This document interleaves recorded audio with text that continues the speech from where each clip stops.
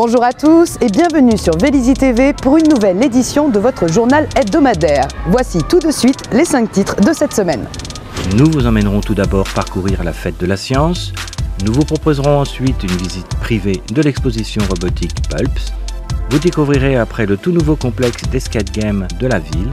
Nous nous arrêterons ensuite sur la dernière réunion publique du quartier du Clos. Et pour finir, nous poserons 2 questions à Monsieur le maire sur d'éventuelles expropriations dans le Clos. Samedi dernier, la fête de la science a battu son plein à l'Onde Théâtre Centre d'Art. Nous avons promené notre caméra au gré des multiples stands, nous essayant bien volontiers aux activités ludiques proposées.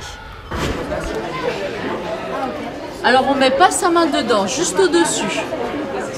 Vous pouvez garder juste au-dessus, mais pas à l'intérieur, on est bien d'accord. Hein.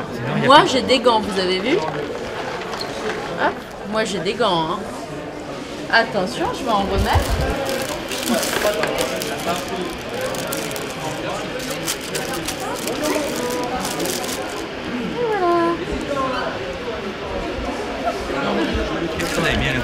De la glace carbonique et elle est à moins 80 degrés. C'est quoi la glace carbonique?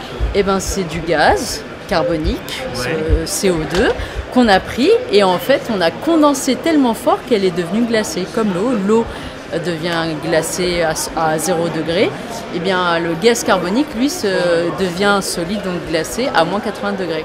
C'est pour ça qu'on a l'impression que c'est en train de bouillir sans température, sans feu. Donc c'est malheureusement on n'avait pas de gants, on a les doigts gelés. Ah oui, c'est très dangereux. Hein. Il tombe. Ouais, faut pas toucher avec ses mains. Et là vous mettez de l'eau chaude? Ouais.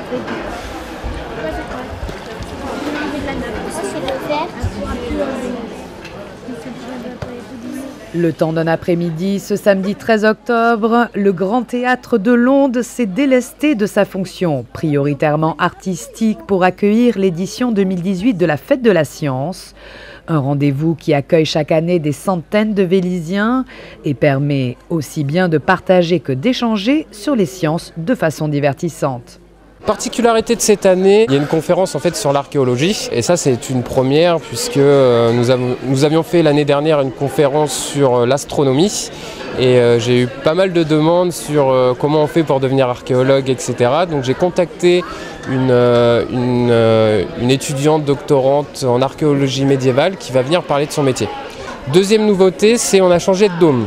Donc ce n'est plus un dôme qui ne parle que des étoiles, là c'est un dôme qui parle de l'univers en général et il va nous pousser jusqu'à 2150, donc voir un petit peu les avancées qu'il pourrait y avoir dans l'avenir. C'est une société qui fait de l'animation et du spectacle sur le ciel, sur le thème du ciel et de l'espace. L'outil principal, c'est le planétarium que vous venez de voir, qui est une grosse bulle dans laquelle on rentre une 50aine de personnes. Et au milieu, il y a un projecteur qui projette à 360 degrés les étoiles, mais aussi des centaines de vidéos, d'images, etc. Donc, non seulement ça permet de voyager dans l'espace en immersion totale, mais en plus on pourrait même imaginer des séances où on répond à la volée à des questions avec des vidéos, des images, puisqu'il y a une espèce de télécommande avec des menus, sous-menus hyper accessibles qui permet de répondre de façon très réactive aux questions. Donc c'est vraiment un outil fabuleux pour apprendre plein de choses, surtout parce que là on parle des étoiles, parce que c'est ma passion originelle, mais on pourrait très bien parler des dinosaures, du corps humain, de tout ce qu'on pourrait imaginer. C'est quoi ton surnom? C'est quoi ton surnom? Mon surnom est Alice. Et t'as quel âge? T'as quel âge? Tu as quel âge? En tant que Pepper le robot humanoïde, j'ai 4 ans. Et tu viens d'où? D'où est-ce que tu viens? Qui t'a fabriqué?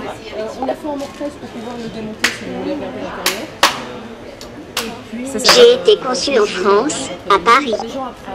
Pour les enfants, pour tout ce qui est passionné de robotique, on a fait appel à la médiathèque qui a des robots, alors Timio, c'est des robots, des petits robots, mais on les a collés à côté de l'ISTI et cette année ils sont venus avec une surprise de taille qui est le robot Pepper. Donc c'est le robot que vous avez pu apercevoir dans la pub Renault Donc un robot qui est assez intelligent. Outre des robots et cet univers magique et mystérieux représenté par l'espace et les étoiles, les visiteurs de la Fête de la Science ont pu découvrir ou redécouvrir une imprimante 3D. Les différentes façons de la programmer et après production, la diversité d'objets qu'elle peut concevoir. Ils ont également pu observer des insectes au microscope, jouer à des jeux d'arcade très old school avec le célèbre personnage Mario en 2D, que l'on reconnaît grâce à sa moustache et sa salopette indémodable, mais d'autres surprises émanant de la physique, de la mécanique ou encore de la biologie attendaient les scientifiques en herbe.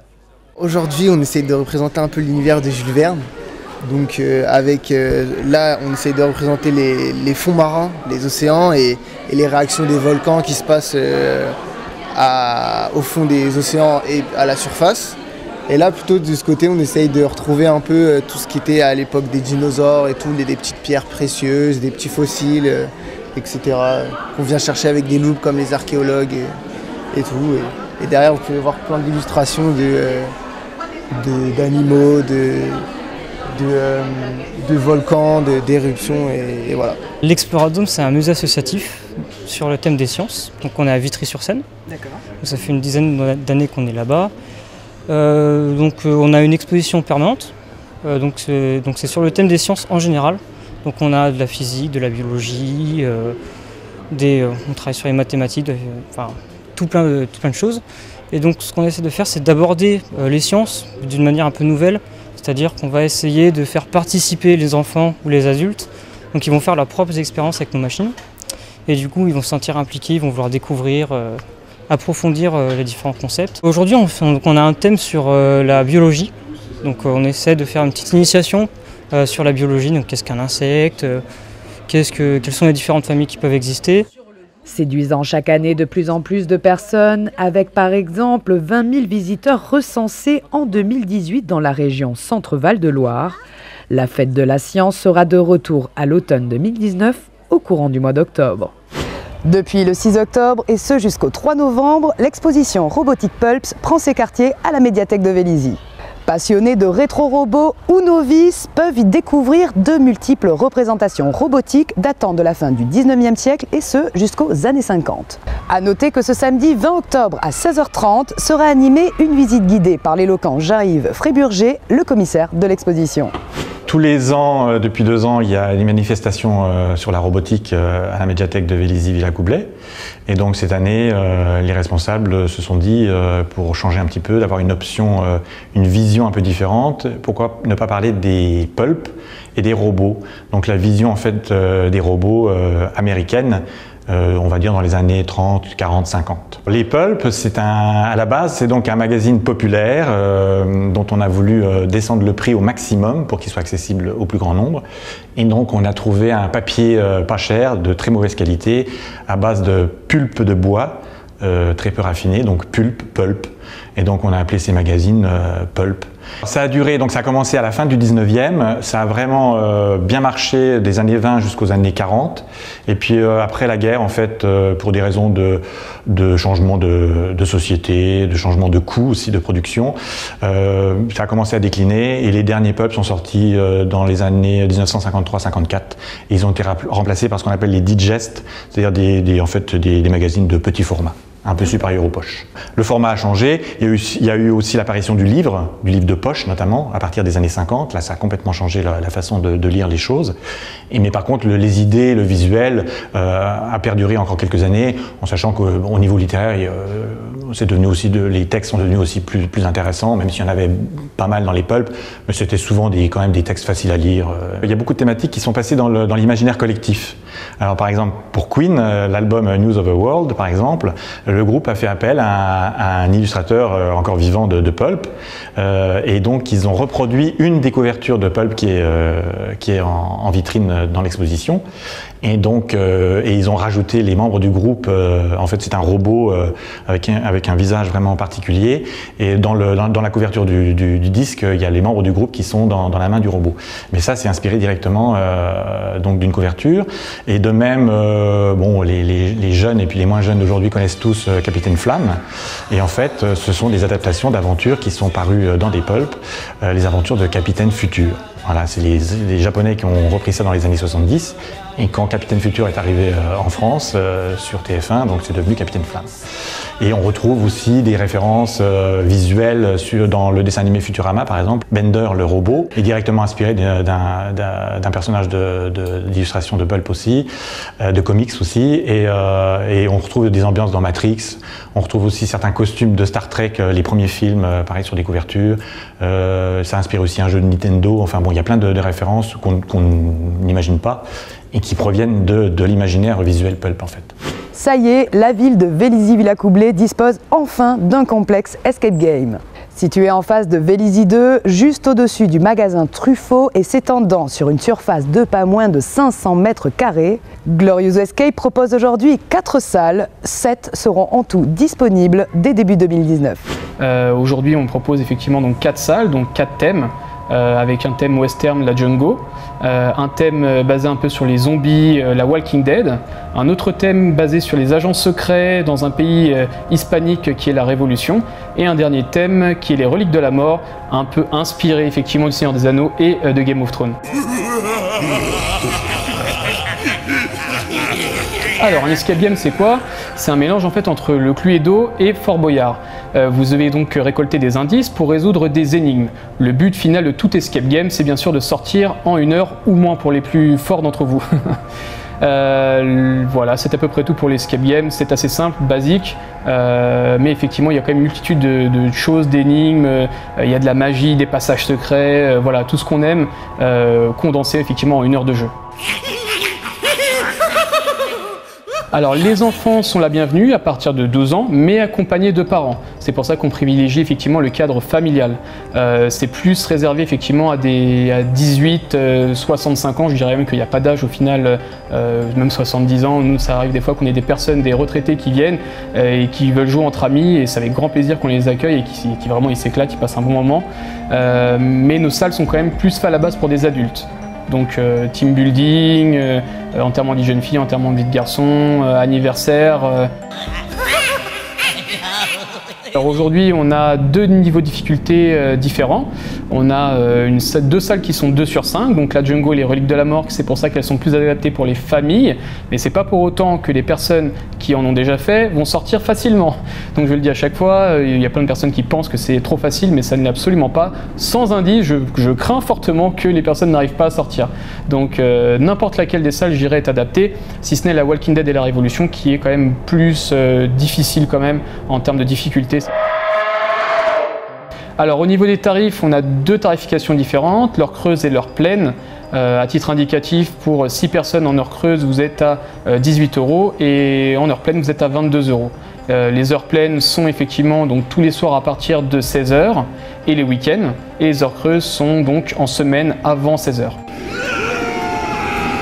C'est un tarif par personne, et si jamais vous avez le moindre doute sur internet, donc sur notre site internet, vous pouvez directement consulter l'ensemble des énigmes, des tarifs et toutes les informations utiles aussi pour l'accès. Ce mercredi 17 octobre au soir se tenait une nouvelle réunion publique dans le quartier du Clos. Les habitants s'étaient massivement déplacés pour connaître l'avancée du projet d'urbanisme visant à modifier l'entrée de ville Marcel Samba. Des résidents réfractaires ont d'ailleurs créé à cet effet la CDC, l'Association citoyenne de défense du Clos. Ça fait 2 ans qu'on travaille. On était venu il y a 2 ans pour présenter le périmètre de sauvegarde pour éviter que les promoteurs qui étaient sur certaines parcelles puissent faire 70 logements d'un côté, 70 logements de l'autre et nous faire une barre dont on ne voulait pas. Là, ça a permis de discuter, ça a permis d'évoluer, le projet a évolué depuis 1 an, le projet continue à évoluer. Et puis finalement, il y a 4-5 personnes qui ont voulu faire peur à toute la population en leur expliquant qu'on allait exproprier, qu'on allait densifier. Là, les gens ont vu qu'il n'y avait plus de mur mitoyen entre l'ancien et le nouveau, qu'il y avait un front de rue qui était dégagé.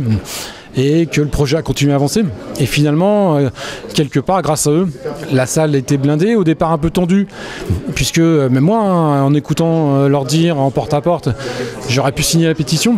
Et là, je pense que maintenant, il n'y aura plus de rumeurs et tous les Vélisiens, les habitants du Clos, ont pu voir que c'est un projet qui avançait avec eux et qui sera fait avec la même rigueur que tout ce qu'on a fait aujourd'hui, tel que Louvois, tel que Parvis-Mozart. En fait, voilà, on co-construit ensemble les projets et pour arriver à ce que quasiment l'unanimité avance, soit rassurée et soit fière du Vélizy de demain. Et aujourd'hui, personne n'est fier de l'entrée de ville quand on arrive de Chaville avec tous ces bâtiments, la plupart de mauvaises, pas déconstruits, mais qui ne donnent pas envie d'entrer dans Vélizy, qui ne donnent pas une bonne image de Vélizy. Et demain, on a tous la volonté de faire en sorte à la fois de préserver le quartier pavillonnaire, c'est ce qu'on a fait en révisant le PLU et en interdisant toute construction de collectifs. Et là, il y a certains collectifs qui sont à avenue Marcel Samba.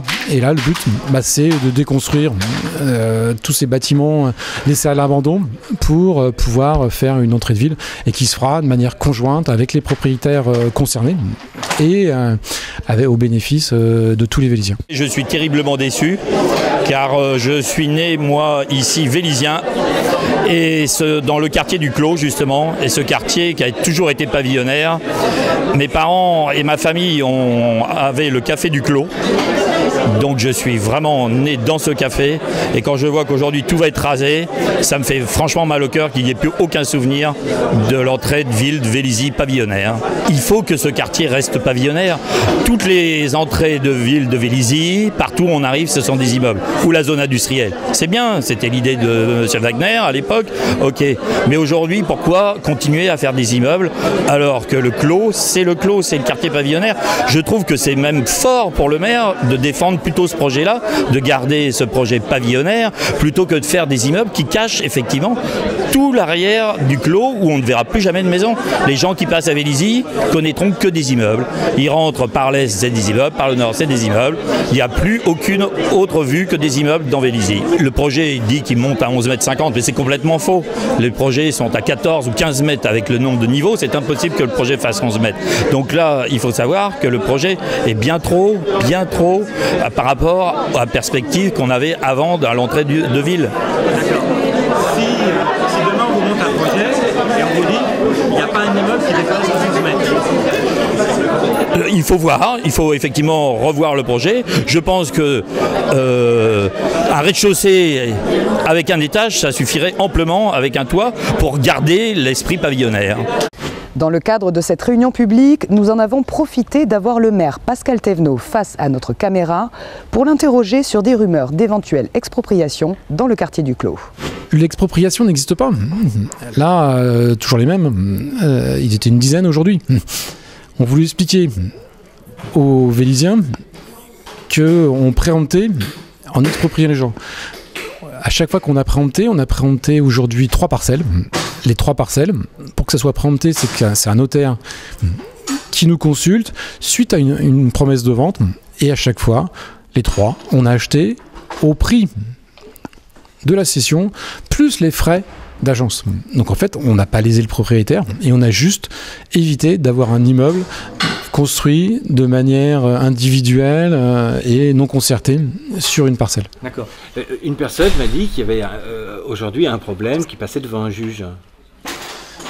Alors là, sur un lot. Il y a une parcelle où sont les héritiers du propriétaire qui veulent valoriser leur parcelle, qui voulaient à un moment la valoriser avant qu'on arrive et en faisant plusieurs dizaines de logements.